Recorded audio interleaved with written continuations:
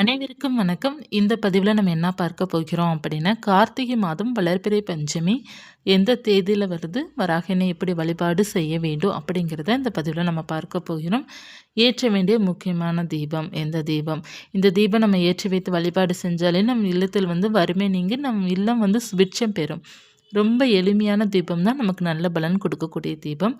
வராகிமனுடைய படமோ சிலையோ இருக்குது அப்படின்னா அதற்கு முன்னாடி நீங்கள் தீபம் ஏற்றி வழிபாடு செய்துக்கோங்க. இப்போ உங்ககிட்ட படம், சிலை எதுவுமே இல்லை அப்படின்னு நீங்கள் ஒரு தீபம் மட்டும் நீங்கள் ஏற்றி வைத்து அந்த தீபத்தில் வராகிமனை எழுந்தருள செய்து நீங்கள் வழிபாடு செய்யணும். இப்போ நீங்கள் மாதத்தில் வராகிமனுக்கு வளர்பிறை பஞ்சமிக்கும் தேய்பிறை பஞ்சமிக்கு தான் நீங்கள் வழிபாடு செய்கிறீங்க அப்படின்னா நீங்கள் தாராளமாக விளக்கு வைத்து மட்டும் வழிபாடு செய்யலாம்.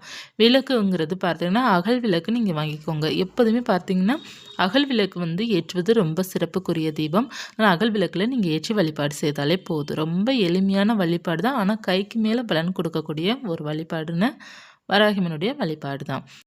இப்போ வராகிமனுடைய படமும் சிலை இருக்குன்னா சிலைக்கு அபிஷேகம் பண்ணணும்னா பண்ணிக்கலாம். நம்ம 5 ஒரு அபிஷேகம் பண்ணிக்கலாம்.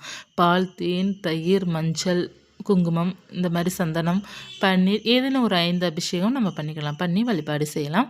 அடுத்து நீங்கள் செய்ய வேண்டிய தீப வழிபாடு பார்த்தீங்க அப்படின்னா, வராகியம்மனுக்கு ஒரு தாம்பூலத்தட்டில் 5 வெற்றிலை வச்சுக்கோங்க. 5 வெற்றிலையும் நீங்கள் மஞ்சள் குங்குமம் போட்டு வச்சுக்கோங்க. வைத்துட்டு நீங்கள் ஒவ்வொரு வெற்றிலைக்கு மேலேயும் ஒவ்வொரு அகல் விளக்கு வைக்கலாம். அப்படி இல்லைன்னா ஒரே ஒரு அகல் விளக்கு மட்டும் நீங்கள் வைக்கலாம்.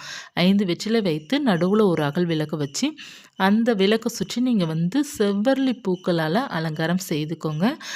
மற்றும் வாசனை பூக்களால் மல்லிகை பூக்களாலும் நீங்கள் அலங்காரம் செய்துட்டு ஒரு தீபம் நீங்கள் ஏற்றி வச்சுக்கோங்க. இப்போது நம்மக்கிட்ட செவ்வரளி பூக்கள் கிடைக்காத பட்சத்தில் ஒரே ஒரு செம்பருத்தி பூ அந்த இதழ் இருக்கும் பார்த்திங்களா, அதை எடுத்து அந்த விளக்கை சுற்றி அலங்காரம் செய்துக்கோங்க. ஏன்னா நம்மக்கிட்ட எந்த பூக்களுமே கிடைக்கல அப்படின்னா வராகிமனுக்கு உகந்த பூவான செம்பருத்தி பூவும் மற்றும் நமக்கு எளிமையாக கிடைக்கக்கூடிய சங்குப்பூ.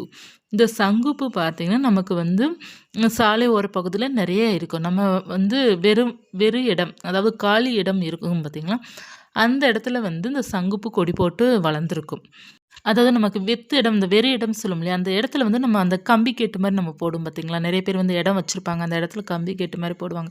அதை சுற்றி பார்த்திங்கன்னா சங்குப்பூ தான் அதிகமாக பூத்திருக்கும். ஸோ அந்த பூக்கள் நீங்கள் பறித்து நீங்கள் வராகிமனுக்கு அதை தொடுத்து நீங்கள் பூக்கட்டி நீங்கள் சுவாமிக்கு போடுவது ரொம்ப நல்லது. அல்லது நீங்கள் எவ்வளோ பூ 2, 3 பூ தான் கிடைக்குது அப்படின்னா போதும். அதை நீங்கள் வராகிமன் பாத்திரம் சமர்ப்பணி அந்த பூ மட்டும் வைத்து வழிபாடு செஞ்சால் போதும். நீங்கள் பூக்கள் அந்த பூக்கள் வைக்கணும், இந்த பூக்கள் வைக்கணும்லாம் இல்லை. முடிந்தால் செவ்வரளி வைக்கலாம். அப்படி இல்லைன்னா நமக்கு எளிமையாக கிடைக்கக்கூடிய சங்குப்பூ அல்லது செம்பருத்தி பூ வைத்து நம்ம மனமுருகி பிரார்த்தனை பண்ணிக்கிட்டோம் அப்படின்னா நம்மளுடைய வேண்டுதல் அனைத்தையுமே நிறைவேறும். அடுத்து பார்த்தீங்கன்னா நீங்கள் விளக்கு ஒரு நெய் தீபமாக ஏற்றுவது ரொம்ப நல்லது. அல்லது நல்லெண்ணெய் தீபம் நம்ம ஏற்றிடலாம். 5 வெற்றிலைக்கு மேலே ஒவ்வொரு தீபம் ஏற்றலாம். அல்லது ஒரே ஒரு தீபம் மட்டும் நீங்கள் ஏற்றலாம். ஏற்றிட்டு பூக்களால் அலங்காரம் செய்துட்டு நீங்கள் சொந்த வீட்டிற்காக வழிபாடு செய்பவர்களாம் ஒரு ரூ. 5 நாணயம் போட்டு நீங்கள் தீபம் ஏற்றி வைத்து வழிபாடு செய்யலாம். அதாவது அந்த விளக்குக்குள்ளே போடலாம். அப்படி இல்லைன்னா நீங்கள் அந்த தாம்பூலத்தட்டிலே நீங்கள் ஒரு வெற்றிலைக்கு மேலே நீங்கள் வச்சிடலாம். ஒரே ஒரு ரூ. 5 நாணயம் மட்டும் போதும். வைத்து நீங்கள் தீபம் ஏற்றிட்டு அந்த நாணயத்தை நீங்கள் என்ன செய்யணும் அப்படின்னா ஒரு சிவப்பு நிற துணி எடுத்து அதில் முடிச்சு போல கட்டி நீங்கள் வராகிமன் பாத்திரத்தில் வச்சுருங்க. உங்களுடைய வேண்டுதல் சீக்கிரமாக நிறைவேறும். அதாவது சொந்த வீட்டுக்காக வழிபாடு செய்பவர்கள் எல்லாருமே இந்த ரூ. 5 வைத்து நீங்கள் முடிச்சு போட்டு வச்சிங்க அப்படின்னா சீக்கிரமாக சொந்த வீடு அமையும். இப்போ கடன் பிரச்சனைக்காக வழிபாடு செய்பவர்கள் பார்த்தீங்கன்னா ஒரு கைப்பிடி அளவு மிளகு எடுத்துக்கோங்க. ஒரு கைப்பிடி அளவு எடுக்க முடியல அப்படின்னா கூட ஒரு ஸ்பூன் அளவு நீங்கள் எடுத்துக்கலாம். ஏன்னா மிளகு அதிகமாகவும் எடுக்கலாம், இல்லை கொஞ்சமாக கூட நம்ம எடுக்கலாம். ஒரு ஸ்பூன் அளவுக்கு ஒரு 11 மிளகு, 9 மிளகு இந்த மாதிரி கூட எடுத்துக்கோங்க.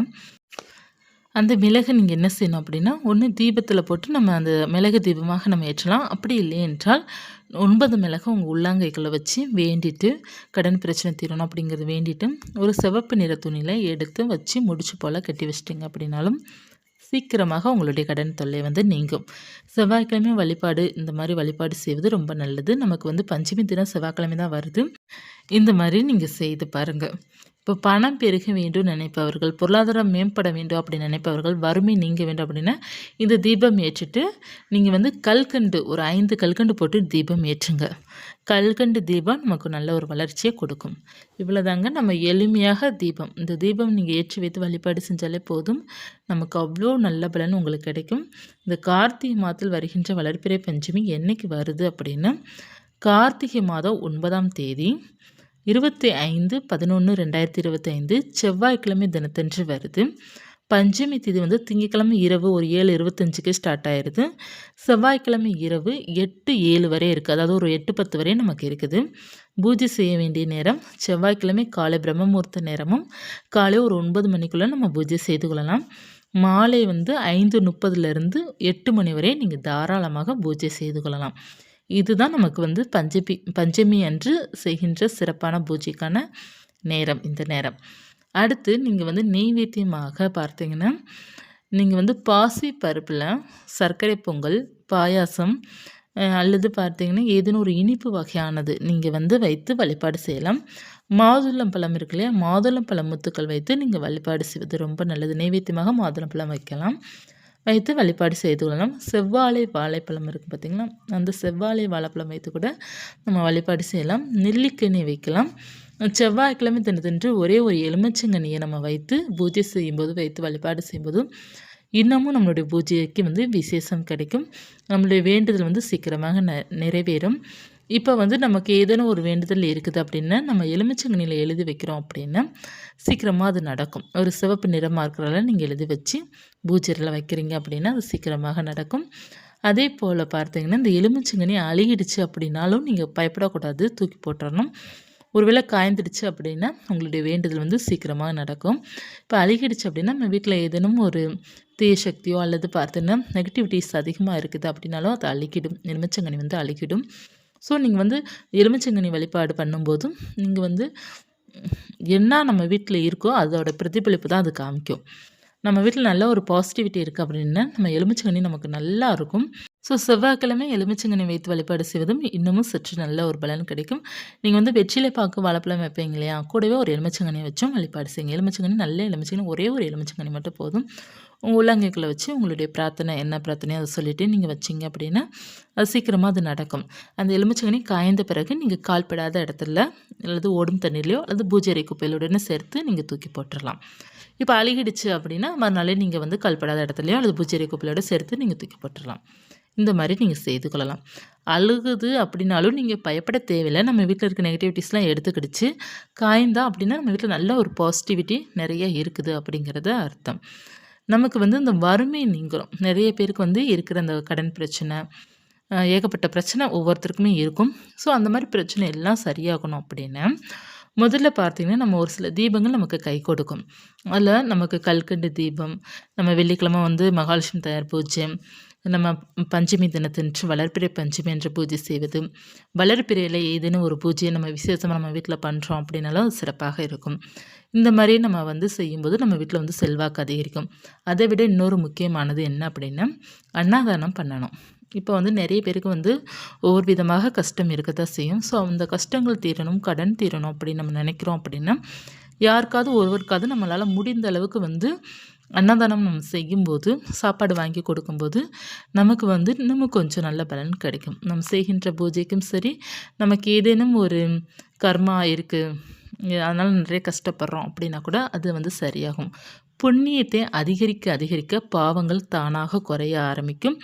யாருமே பார்த்திங்கன்னா வேணும்னு யாரும் பாவம் செய்ய போகிறது கிடையாது.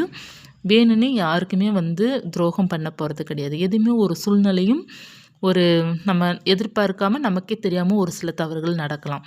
இந்த மாதிரி நடக்கும்போது தான் நிறைய துன்பங்களுக்கு ஆளாகிறோம். அதனால் வந்து முடிந்த அளவுக்கு வந்து யாருக்கும் நம்ம தீங்கு செய்யக்கூடாது.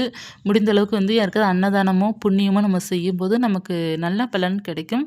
ஸோ எல்லாருக்குமே வாழ்க்கையில் வந்து கஷ்டங்கள் இருக்கத்தான் செய்யும். அதற்காக நீங்கள் வந்து அந்த கஷ்டத்தை நினைத்துட்டே இருக்கவும் கூடாது. மற்றவர்களுக்கு நீங்கள் உதவி செய்யணும், நேர்மையாக இருக்கணும். சரியாக நம்ம இருக்கும் பட்சத்தில், மற்றவங்களுக்கு தீங்கு செய்யாத பட்சத்தில் முடிந்த அளவுக்கு நம்மளுடைய வாழ்க்கையில் எவ்வளோ பிரச்சனை வந்தாலும் இறைவன் நமக்கு கை கொடுத்து உதவி செய்வார். எல்லாம் மற்றவர்களுக்கு முடிந்த அளவுக்கு உதவி செய்யுங்க. முடிந்த அளவுக்கு பார்த்தோன்னா யாருக்கும் தீங்கும் நினைக்காதீங்க. அது வராகினை வழிபாடு செய்ய பக்தர்கள் கட்டாயமாக நினைக்காதீங்க. வராகி அம்மன் பார்த்தீங்கன்னா, நம்ம எந்த அளவுக்கு நேர்மையாக கரெக்ட்டா இருக்கோமோ, அந்த அளவுக்கு அந்த அம்மனுடைய சக்தி நமக்கு பரிபூர்ணமா கிடைத்து, நம்மளுடைய வாழ்க்கையில வெற்றி கிடைக்கும். ஏதேனும் சின்ன சின்ன தவறுகள், ஏதேனும் சின்ன சின்ன தீங்கு செய்ற அந்த பழக்கம் இருந்தா கூட, நீங்க கொஞ்சம் உங்கள மாற்றிக்கொள்வது ரொம்ப ரொம்ப நல்லது. வராகியினுடைய அருள் வேண்டும்னு நினைப்பவர்கள் நீங்க மாற்றிக்கொள்ளலாம். இந்த பதிவு உங்களுக்கு பயனுள்ளதாக இருக்கும்னு நினைக்கிறேன். இருந்தால் லைக் பண்ணிக்கோங்க. இது போன்ற தகவல் தெரிந்துக்கணும் அப்படின்னா சேனலை சப்ஸ்கிரைப் பண்ணி வச்சுக்கோங்க. நன்றி.